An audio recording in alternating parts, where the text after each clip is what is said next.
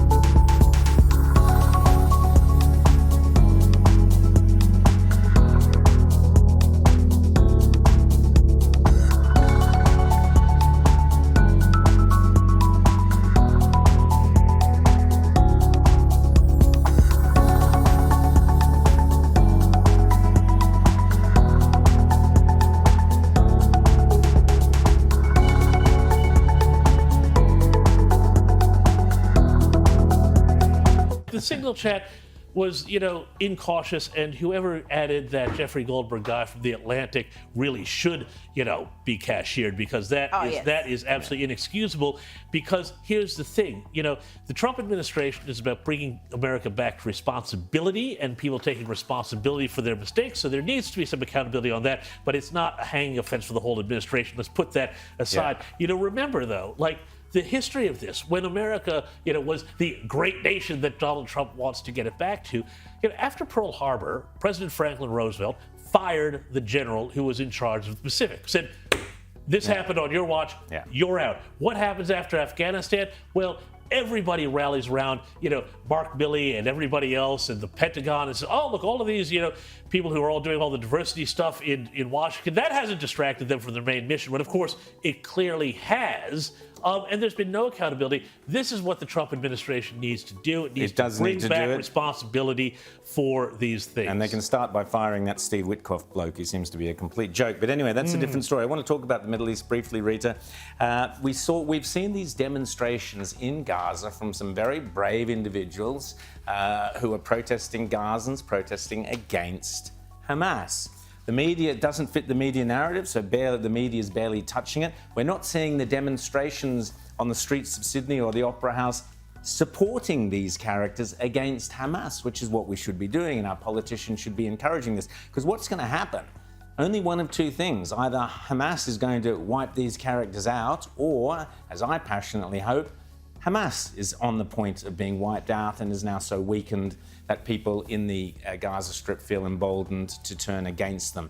But what we don't want to see is a situation where Hamas remains in power and we end up with so-called elections and Hamas re-wins. Yeah. So that's got to be avoided at all costs. The West needs to be getting behind these people if it's legitimate and encouraging any kind of dissent against Hamas. It's interesting that after, 18 months of protests, pro-Palestinian protests, we haven't seen a single one that I'm aware of in the West that is anti-Hamas. I know. That is pro-Palestinian but anti-Hamas, because as we know, Hamas are absolutely brutal Islamist terrorists, and the way they treat their own, the way they treat those who they think have defied their orders is absolutely sadistic. So that we don't see that at all. No. It says plenty. But this, to me, James, this is Donald Trump's vision for Gaza coming to life. Donald Trump said people would voluntarily leave. Now, if Hamas is defeated, we're going to see people like that voluntarily leaving, and some will voluntarily come back after Gaza is restored.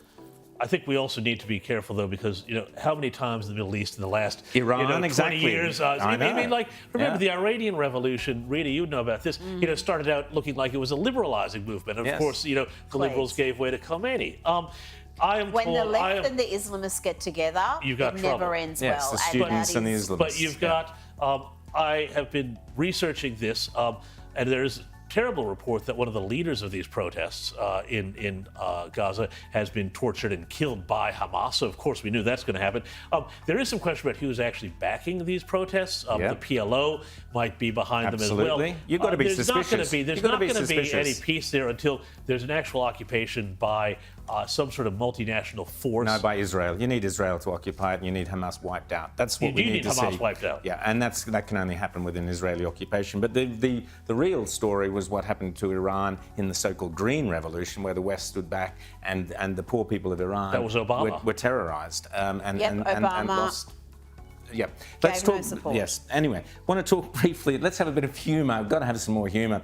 Kamala Harris always provides humour, but guess what? She's coming to Australia to provide some humour for us. Now, I don't know if this is a joke or someone's done this as a spoof or whatever, but the claim is on Instagram that Kamala Harris is going to talk at some Queensland real estate function later in the year. Is it April Fool's already? It could be April Fool's. Early April But Fool's joke? I can just imagine the speech, towers on the Gold Coast, unburdened by what could have been and burdened by what we see. Maybe this is what Kamala Harris should be doing. She should become, a real estate agent. She should be out there every Saturday flogging houses. Diagrams. Saying, here's a Venn diagram of what you could do to this living room. The living room and the dining room are Venn diagramming together. This property is unburdened by what has been in terms of heritage restrictions. There's so many ways that Kamala Harris could go with this. I do hope she comes out, Rita. That would be so much fun. Hilarious. I really do hope this story is true, but I your just can't suspicions. imagine a real estate institute of any sort of description, because real estate agents are typically self-employed types. They normally care about economic management, so to have her come and share her word salads doesn't really make sense. It's a building. A building is a building. It's where they build a building and you buy the building. Anyway, we can have lots of fun with Kamala Harris for hours.